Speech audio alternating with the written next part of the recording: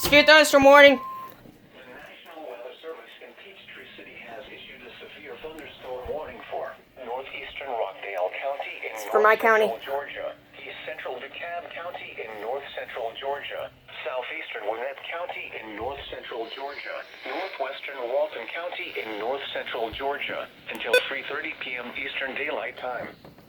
At 2:55 p.m. Eastern Daylight Time. Spear thunderstorm warning for our county. The storm was located over Snellville, Oregon, 7 miles south of Lawrenceville, moving east at 20 miles per hour. Hazard, 60 miles per hour wind gusts and nickel-size hail. Source, radar indicated. Impact, expects damage to roofs, siding, and trees.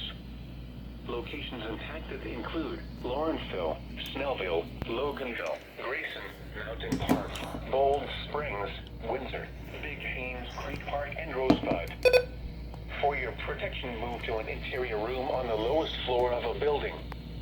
If you see wind damage, hail, or flooding, wait until the storm has passed, and then call the National Weather Service toll-free at 1-866-7-634-4664. Tweet us your report at NWS Atlanta.